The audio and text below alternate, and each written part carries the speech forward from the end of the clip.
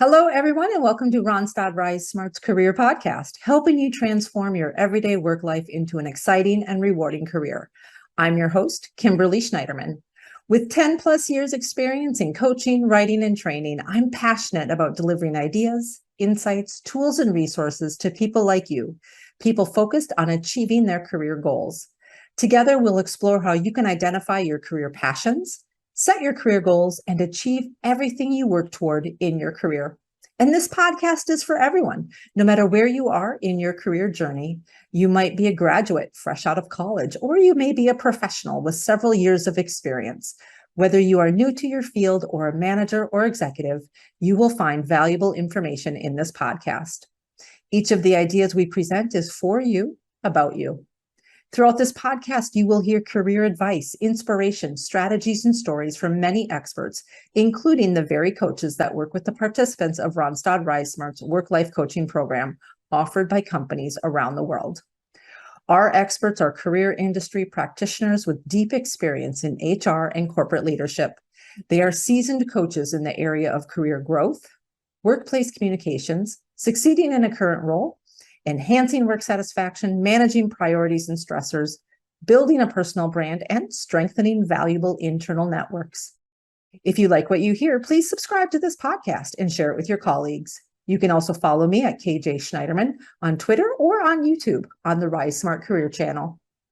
Better yet, sign up for coaching services on the Randstad RiseSmart portal so that you can benefit from everything we talk about. Now, on with the show.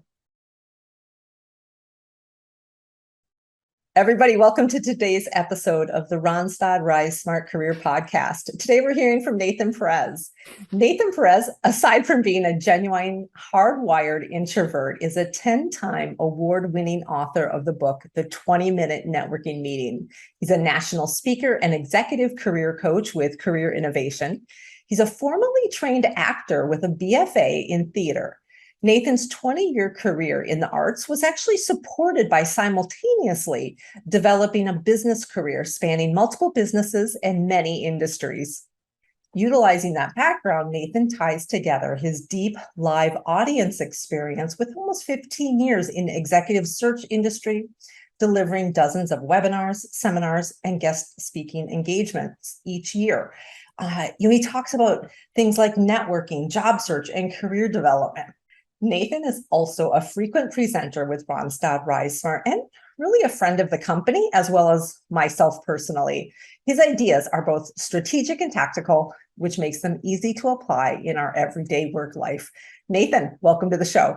Hey, Kimberly, thank you very much. I'm looking forward to our discussion. Thanks for having me on the show. Fantastic. And today we're talking about the nuts and bolts of internal networking. Networking is a topic that can seem unfamiliar to some people, and I'm thrilled that we get to help our audience understand the steps to follow and even some scripts, from what I understand, that they can model as they start to internally network for their career development. I'm sure that our audience will gain some valuable ideas and insights along the way to help them in their career journey. Sure, I'm looking forward to it. What do you want to talk about? All right, so get us started. Where do we start when we think about networking internally at our companies? Networking internally. Well, there are many different purposes and outcomes for our networking, but the first thing you got to do is understand, really think about like what it is that you need. What's pushing you to go out there and meet with other people? Is it about self-promotion? Is it about professional development? Is it about products? What could this be? Once you have this locked down, then you got to try to understand who it is that you would talk to that could answer those questions for any one of those things, answer the questions that would help you get to the next step. So first it's locking down who it is or what it is that you're after, and then who it is that could actually help you. That's great. And we had a guest in another episode talking about the benefits of networking internally, and that guest was Laura Oler, a Randstad RiseSmart coach. She talked about the benefit of networking leading to more visibility for oneself, the ability to land kind of some juicier projects, to get some attention of leadership, to be able to move forward and pursue some promotions, a lot of different reasons for networking internally, and just probably having strong relationships as you try to get your everyday work done, right? Right. Right. Yeah. Relations are everything. I mean, if you're working with people, it involves relationships, right? And it's very difficult that if you're working in a group environment, you can't really do anything just by yourself. So that you do end up working with your group. But if you expand that group, even if it goes into other business units, you have an opportunity to expand your own professional development and sort of make traction. So, full agreement. That's great. Nathan, let's level set our audience. Can we define networking, maybe what it is, what it isn't, maybe hit on some of those myths that we hear a lot about? Yes, yes. Actually, it's a great question. It's a great opportunity to redefine networking altogether. Can we just talk about that for a second? Let's Please. just redefine it. Okay, so I said a little bit earlier, there are different purposes and outcomes for networking, but let's just take two steps here and clarify what this is really about. Let's first establish what networking is not. What networking is not is, being all slick and smooth kind of thing, or name dropping or being salesy and working a room. This is not what it is. And what's happened is a lot of us have sort of associated that kind of behavior to the word networking. And as a consequence, we end up avoiding networking altogether. Okay, so it's not about being salesy and smooth and slick and all those different things. What it really is the obtainment of information. Okay, in a single word, it's just about information. So that's the obtainment or the exchange, right? Which is pretty much the same thing. It's still just the obtainment of information. So let me just say it once more. Different purposes and outcomes for networking. Sure. But keep in mind, everything that ever happens from the beginning of a meeting to the end of the meeting is all about the information, right? And then from what happens from there would be the outcome. But that's the key here is what do you do with this information that continues to move you forward? All right. So that we'll say that is our definition of networking. Okay. And we definitely want to give our audience some tactical approaches to networking. And I understand that you have a very tactical approach when you think about what it means to set up a networking meeting or plan a networking meeting. Right. So there are 5 steps to it. Let me just give a brief background real quick for those that are listening or watching. I am the co-author of a book called The 20-Minute Networking Meeting, Learn to Network, Get a Job. Here's the thing, though, and I just mentioned, it's very much geared around job search, but people use it for sales, business development. But in the end, all networking is just the same. It's really about the information and what you do with that information. And in the 20-minute networking meeting, what we've done is we've actually broken down a networking meeting into 5 steps. Each one of those steps actually has a time limit, and it lasts a total of 20 minutes. Would you like me to kind of cover the structure of that? I would love to hear that structure in more detail. Thank you. Yeah. So the steps of the meeting, like I said, there are 5 steps. Keep in mind that these are steps that you can use, whether it's in person, that is always your preference. You want to be eye to eye with people, Sure. Whether that means in person, right, or even video. So this could be virtual. This could be in person. This could be virtual. This can even be over the phone. Okay. And as I mentioned, because this is information, we're actually networking all the time. But if you really want to get specific with somebody and really be a little more formal about it, these are how the steps are run. Okay. So the 20-minute networking meeting has 5 steps. Each one of them has time limits. The first step is just a great first impression of you. Maybe it's a hi, a little bit of chit chat. Maybe you, hopefully you have some mutual connections that helps kind of close or shrink the networking world a little bit. And this is an important step because what you're really doing is you're setting the tone of the meeting, right? Which shows that you're prepared. It shows that you are conscious of their time, their gift of time to you. And of course, you lead the discussion. The second step is what we call the great discussion. RiseSmart folks, people who work with RiseSmart also know it as a value proposition, but it's got a gazillion names. It's, what's your story? It's a 30-second snapshot, a 60-second snapshot, 30 or 60-second commercial, pitch, elevator pitch. It's all the same thing, right? And what you're doing here is you're giving an overview of your background or your intention. So this could be about you, it could be about products, it could be about ideas, the business units, the business as a whole. Maybe it's a mix of all these different things, but you're giving a snapshot. This snapshot is important because what you're really doing is you're creating context for the next step, which is called the Great Discussion. The Great Discussion, this is the bulk of your meeting. It lasts about maybe 12 to 15 minutes long. And it's made up of 5 key questions. And these are the things that you really want to know. And these questions consist of things that are very specific to your contact that you're hoping to learn maybe specifically from them, right? That maybe you couldn't get these answers anywhere else. Networking is a shortcut. You can get specific answers to your specific questions.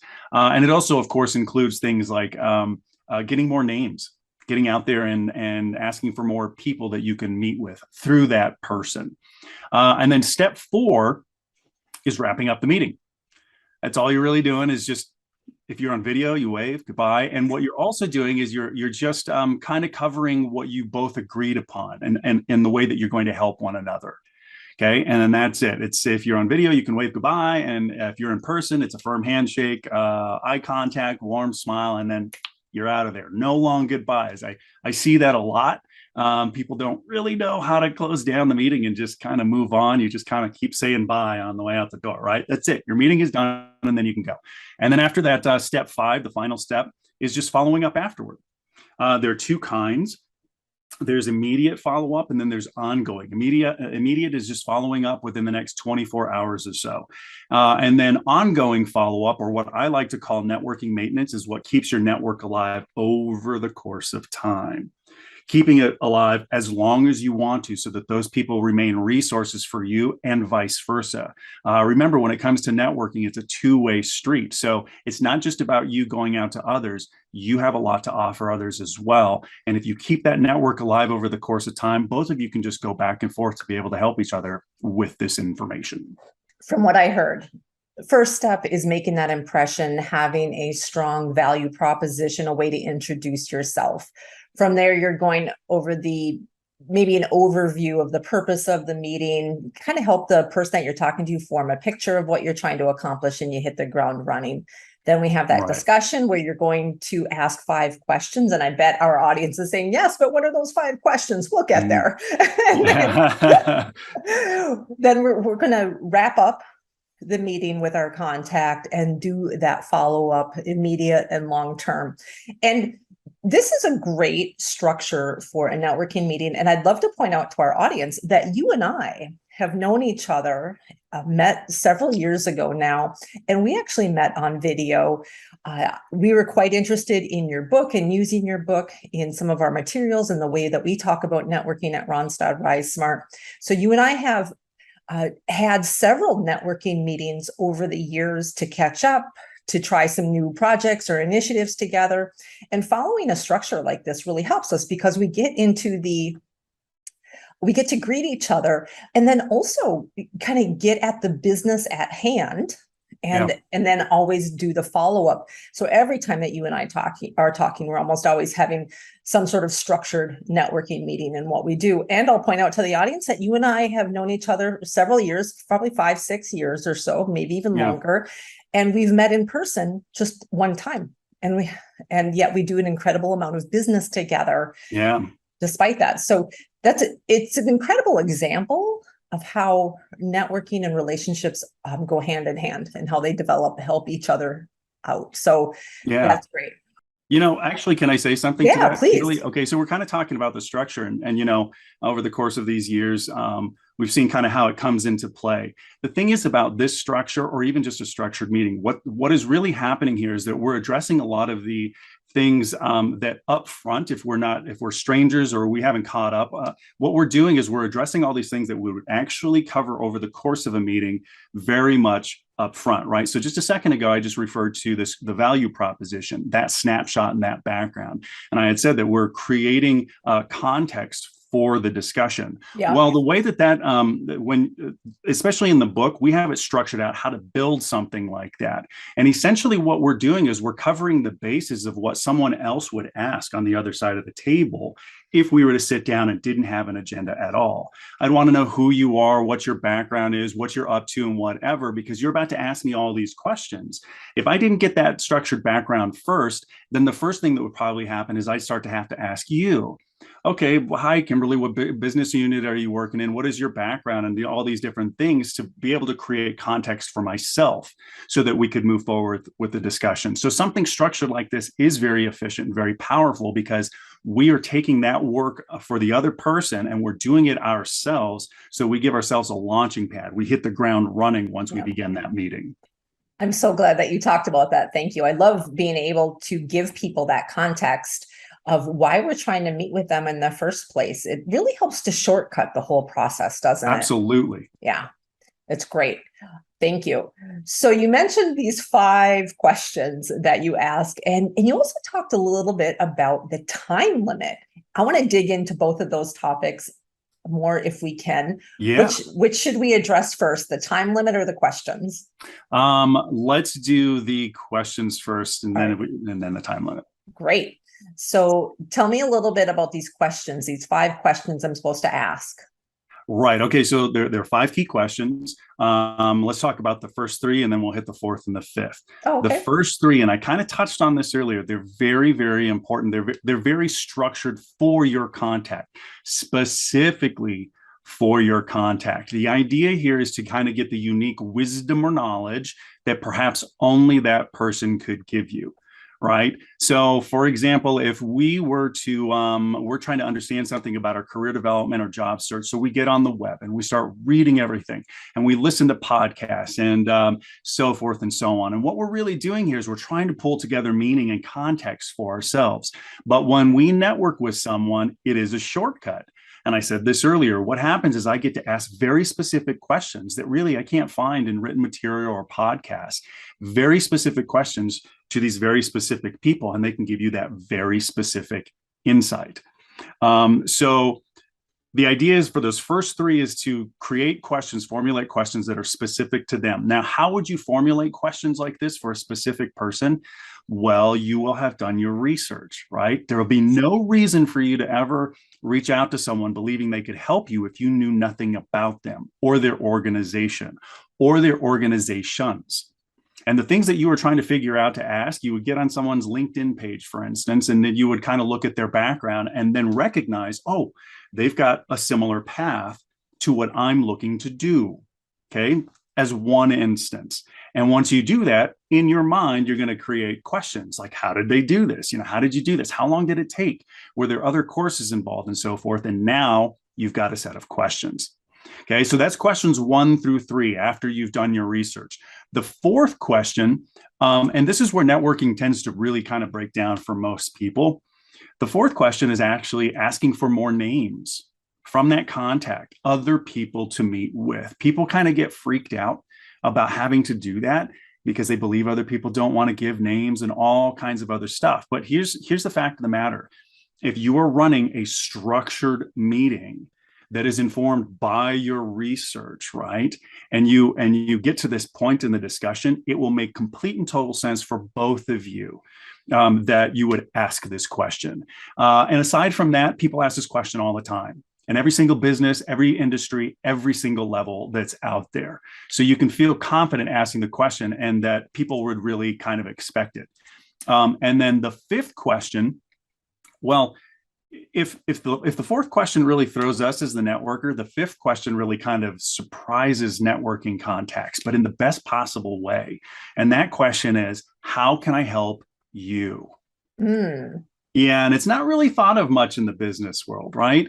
Business kind of tends to be transactional. Yeah, definitely. You got something I want, I've got something you want. Maybe that involves some money that we exchange that and we kind of move on. But we don't really hear very much, how can I help you for the help you've given me?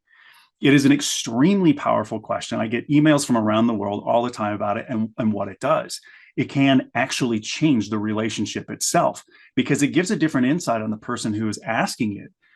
And this is really, really critical because if you think about a networking meeting and that you need to ask for more names, well, if someone asked that you run this kind of structured meeting that was based on all of your research, and as you get to the end, you are actually asking, how can I help you for just helping me?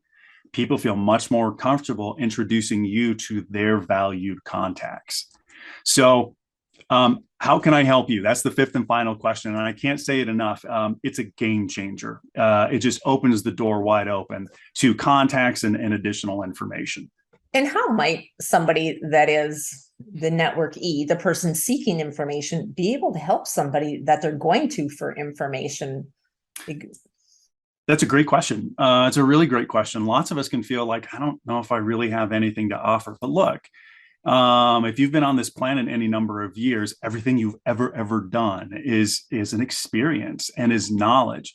So an example that I would give you is, oh gosh, I don't know what I can offer. Well, hey, do you like to go skiing? Do you like to go fishing? Do you like to go hiking? Those are some things. Do you know something about the stock market? In my case, before I actually did any of the stuff in this world of career, I was a professional actor for 20 years. Something that I can offer someone, because I have discussions all the time with people who are like, my daughter or my son wants to be an actor or wants to be a writer. And I'm able to say, well, even though it's not related to the stuff we're talking about, I have this background and I can offer it for help. So you can offer that person any experience, anything they talked about, an idea for you while you are on that LinkedIn page doing your research. Take a look at the special interests. People have their special interests, that are down there on the page. And if you look at those, something might ring a bell and you go, I know more about that. Or at least it's something that I can bring up and we can have a discussion about a mutual interest that we have. Interesting. What can we tell our audience about the kind of research that they should do in advance of a networking meeting? Review someone's background. Sure. Understand, if you can, their career trajectory. It's less about them, more about you. If you can understand their career trajectory, inside of that are be questions that you could ask about how exactly that was done, and then go from there. So if I use myself as an example, I was a professional actor. I was in the entertainment business for 20 years, and then I do this. Some people will go, how did you make that jump? That makes no sense, but it absolutely makes sense to me, right? Because I lived it. Well, if you can do that while doing research on your contacts, you're going to come up with a plethora of information. But better yet, when you're sitting across from that contact and you start asking informed questions that clearly are about that career trajectory, that gets a different kind of notice from somebody because they realize how deep you've actually gone to look into them. When you do something like that, like just turn the tables, if someone did that with you, doesn't that give you a different impression of that person? Absolutely. So people tend to be more engaged and will give you more of what you're looking for just because of that. So look at career trajectory, look at projects they may have done that are similar or familiar to you. Because in a 5-10 year history, there might be a few different projects and one or two might be something that looks very familiar to you. And you could get into deeper discussion around those things. So try and read through, try to understand, get a handle on what people's interests are. And guess what? You have a lot to talk about then. Let's talk about the internal networking side of this. Get a little bit more specific there. So I'm in my role in my company, say perhaps I'm in the marketing department, and I need to understand more about the products or the services that we offer to be able to create some of those marketing materials. Obviously, having informational meetings with others and really seeking to understand what they do is going to be great. What kind of research am I doing in that case? We're talking about an internal situation. It feels like I should just know everything. Right. Well, it's not possible to know everything. It doesn't come installed, right? No, it doesn't. Nothing comes installed and we have to learn it. And everything that you just mentioned is like a legit kind of question to ask. But if you are wondering, let's just take one specific thing. If you're wondering about products, right? You're in marketing, you're wondering about products. Well, what are you wondering about products? Are you wondering about the manufacturing process, how long it takes us to get here? Are you wondering about pricing and what that looks like? Is it a regional thing? Is it a national thing? Is it the diversity of products? Once you understand, and this is exactly how we started this discussion, once you understand what it is that you're looking for, you have your questions. That becomes your research. You have these questions, and that's what you put in front of someone. So what would be the next step internally once you figured out what you want? Well, you look around the room. Who are the people that might know this stuff? Who are the people who have already worked on these projects? It might not be just one person. It might be multiple people because, a lot of like marketing, you could have operations, you could have advertising, you could have all these different kinds of things. but they all might be working together. It just depends what it is specifically you're looking for at that moment. And it could lead you to the next person and the next person and all the different areas of marketing. Right. And definitely building relationships along the way is going to be an advantage when you're new. Right. Well, the upside is that if you're discussing any of these things with anybody and you've had an informed, structured discussion, just because of that alone, you already gain a reputation with that particular person that you are this kind of person who does this kind of meeting, right? And you now have left a solid impression. Better yet is if you wanted to meet someone else who works in that group through that person, you've already left a great impression on the first person, who is much more likely to introduce you to the second person. Absolutely. Thank you. And I wanted to talk a little bit about the virtual aspect of networking, because so many of our listeners are either working in half work from home, half in office positions, or all work from home. Like, there's so many locations that people are working from nowadays. Right. How can we maximize our networking efforts when we're virtual? Well, first, let's talk about mentality. The truth of the matter is, because it is part virtual, because it is in person, you have twice the opportunity. This is something to take advantage of. It gives a lot more flexibility to the other side, because, hey, I'm willing to come to you. I'm willing to come to your office while I am there. If that doesn't work for you, we could do something that's online. And because it's the online thing, it changes like the scheduling of things. You don't necessarily have to be in the office place or go to lunch or the commute time. You can do this anytime, anywhere. We just press a couple of buttons and we're here. So it gives a lot more flexibility and opportunity for networking contacts. Keep in mind, we are also networking contacts. If we can just keep in mind what that flexibility could look like for ourselves, then you kind of have an idea how other people will work. Don't shy away from it. It is a great and very powerful way to network now, this virtual thing, especially because now we've all learned to use the tech. We actually didn't have much choice a couple of years ago. We got thrown right into it. Even grandma and grandpa know how to use this tech. Yeah. So it's an opportunity to take advantage of it. Great. It probably opens our world in terms of who we can network with as well. Literally, yeah, across the world. You can network with somebody in Ireland. Yeah, that's great. Nathan, I need to get back to that point about the time limit. Yes. Let's talk about that for a minute, because 20 minutes, your whole book based on a 20-minute networking meeting. How do you do it? That seems like short, and I'm just not sure how to be that laser focused. Right. Well, I mean, if you really think about it, there's not a whole lot to cover in a networking meeting. A lot of time gets wasted, having chit chat and this and that, and it kind of goes this way and that way. And finally, you kind of get down to business. If you just start out with business, then you're on track. So that first introduction that I talked about, the great introduction, that's like 2 to 3 minutes long. That's it. Right. And then the structured overview, your value proposition, again, it's structured. And in the 20-minute networking meeting, we show you how to structure those things out. Well, that's about 60 seconds long tops. It doesn't always have to be 60 seconds. It can be shorter. It can even be longer, so long as it is meaningful information. No repeating ourselves, no this, that, or the other. It's just very specific. Okay. So now our meeting has gone what? 3.5 minutes long. That takes us into the great discussion, which is 12 to 15 minutes long. And that's where that bulk of that is, right? The meeting is. But again, we have the structured out 1, 2, 3, and then the fourth and the fifth. That fourth and fifth question, it takes seconds. Is there anybody else that I could talk to? Oh, maybe this person, maybe that person. It's maybe about a minute long. So we're on time here, right? When you're closing down the meeting, that's literally another like 1 or 2 minutes, maybe at that. And then follow up, well, that's not even in the meeting. That's going to happen afterward. And then the ongoing follow up is just for however long you want to stay in touch. So real simple package. If you just really think about it logically, there's only so many things that happen in a meeting: introduction, discussion, end of discussion. Right. But if we are conscious and aware of the fact that, hey, this is a gift of time, and we stick to a structure, then it just makes sense that we would have a little chit chat for a couple of minutes, have the big bulk of the discussion where I ask you some questions, close the meeting, and then we're out of there. Gotcha. That sounds great. And it sounds like it kind of takes the pressure off as well.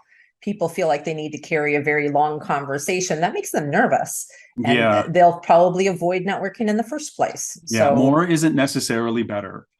Succinct is what it's all about. I'm asked all the time, why don't people network? And it usually has to do with time. It's just time. People by nature usually want to help, but if time is not used well, people don't want to network. But if you are holding a structured meeting, it's very clear that you're conscious of time. And even up front, before you meet with someone, if you say, hey, listen, I would just value 20 minutes of your time.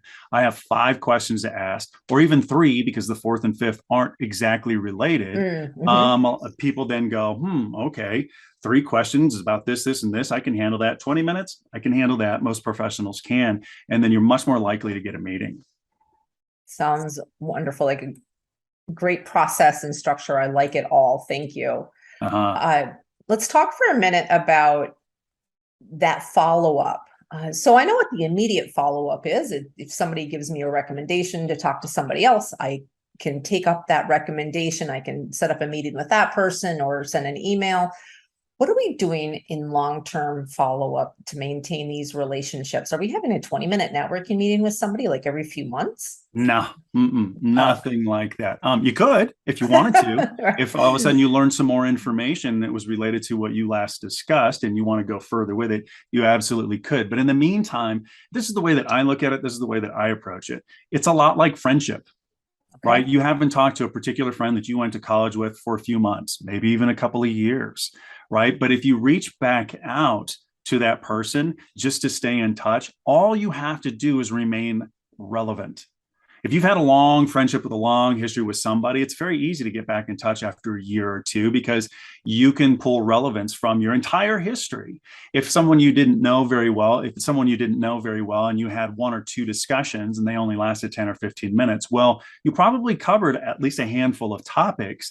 And when one of those topics pops up in front of you again in the media, social media, whatever it may be, you can forward an article, you can just send a note and say, hey, I happen to just be reading something about fishing in the Arctic for monsters. It reminded me of the last conversation that you and I had. Just wanted to see how you're doing and if you've seen this article yet. And that person can come back to you. And now you've got it. You've created a starting point that is relevant and has plenty of opportunity for the other person to be able to respond because you have that thing in common. So that's all you got to do. Stay in touch about every quarter. At the most, it's all you've really got to do. And it doesn't have to be anything big. It just has to be similar to like what I just said, but just stay relevant. Sounds great. Thank you. When you think about the mistakes that you've heard people make over the years and in their efforts to network effectively, what are some of those mistakes? What are some don'ts that we can tell our people about? Never go into a meeting unprepared. I really emphasized the research thing earlier, and I can't tell you how many people still do this with me. But when you go in there and you suddenly are reaching for straws, you're happy to have the meeting, but you don't know exactly what to ask them. That's a killer. It's difficult to meet other people through that person. The meetings go really bad. The time, like running the time, it's terrible. So that's probably the biggest mistake is that people are unprepared. Probably, so I'm going to talk about this kind of career development, job search sort of thing. You never really want to ask for like a job. You never necessarily want to ask for anything where you're hitting something right on the head. Remember, this is about information. If there's an opportunity for you and that other person happens to know about it, well, by way of discussion, they're going to glean that from the discussion as it is. And if they believe that you are qualified for something, they'll probably mention it. But you putting that in front of someone is a little bit like giving them an extra thing to keep track of. It puts them in kind of in a spot, right? And you want to avoid that because this is about relationship building, and that can make things a little bit awkward. So I would say that's the second biggest one as well. Gotcha. And if somebody wanted to shut down this podcast and go do 3 things that are going to help them be effective in their networking and take some action on what they've heard today, what would those 3 things be? Right. I think I kind of mentioned this earlier, but it's the most critical thing. Understand what is it you're looking for. You have to understand that. You can't ask questions of other people when you really don't know what you're after and expect them to know what you're after, therefore give you the information that you're looking for. So you got to identify yourself, what it's looking for. And it could be multiple things. And if it is multiple things, get really specific about each one. If you're really specific about each one, you're going to be able to develop more questions around each one of those things. So identify what it is that you're looking for. The second thing is go and find someone who has the background, or they can introduce you to others who have the background and or experience of what you're looking for. And then reach out. Now, the reach out thing, I'll say kind of broken into two parts, or two different things. First, get some practice. Okay. Reach out first to someone who you're really close to. It could be your significant other. It could be a cousin. It could be a friend, and let them know, hey, listen, I'm practicing this thing and I want to run this meeting by you just to kind of get it under my belt, right? Practice with them until you feel comfortable, because it's always weird at first when we have conversations with people that we don't know very well, thinking that it's got to be this thing, when really it's the same kind of discussion you would have with a friend, right? So you get a practice run in, maybe one or two, and then you reach out to other people that you're not as familiar with. Reach out to them and run with it. That's great. I love that idea of practicing. I don't know that we give enough energy in our lives to practicing the things that we want to put in place. So Right. I love that idea of getting that under our belt. Thank you. Absolutely. Right. So we've talked about a lot of things. We talked about some don'ts, and we talked about giving those networking meetings some structure with an introduction, an overview of what the agenda might be or what our goal is for that meeting, giving structure to the questions that we ask and having specific questions and a follow-up plan. Thank you so much for giving us all this information. And I hope to have you back someday so we can get a little bit deeper into those questions and navigate through some of these scripts with those. So would you be willing to come back, Nathan? Absolutely. I'd love it, and I'd be honored. Fantastic. Thank you. All right. One final question, Nathan, as we wrap up. What's a book you're recommending today and why? Yes, I've got so many different books, but there's one that pops to mind as it relates to our discussion here. And the book is called Power Your Career: The Art of Tactful Self-Promotion. Oh, interesting. Yes, it's by the authors are Richard Dodson and Nancy Burke. I happen to actually know both of these people, but that particular book, I feel very, very fortunate. The 20-minute networking meeting has won 10 national and international awards. And it just so happens that they have won 5 of them for this particular book.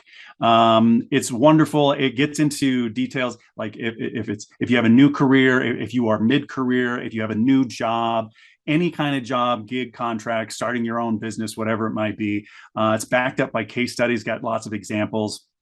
Great book. That sounds great. I can't wait to check it out. Well, Nathan, thank you for being here today. Thank you for helping us understand ideas and strategies around an internal networking meeting. I'm sure a lot of our listeners will want to check out your book, The 20-Minute Networking Meeting, which you co-authored. And I look forward to having you back in a future episode. You can find Nathan on LinkedIn or on his website, 20mnm.com, and you can get an audio version of his book there as well as a print version. Nathan, anything else that you want to say before we end today's session? Yes, go out there and network. Just keep in mind, every discussion you ever have is an information exchange. And if you think about it, every discussion that we ever have is that information exchange. And if that is the case, then you are always networking. Just change your mentality around it and use it. Thank you for those words of wisdom. All right, everybody, until next time, have a great day. Thank you. Thank you for listening to today's episode of the Randstad RiseSmart Career Podcast, helping you transform your everyday work life into an exciting and rewarding career. I thank our expert today and encourage you to tune in for our next episode, where we continue talking about how you can identify your career passions, set your career goals, and achieve everything you want to work toward in your career. If you like what you hear, please subscribe to this podcast and share it with your colleagues. You can also follow me at KJ Schneiderman, that's KJSCHNEIDERMAN, on Twitter or on YouTube on the RiseSmart Career channel. You can also sign up for coaching services in the Randstad RiseSmart portal so you can directly benefit from everything we talk about.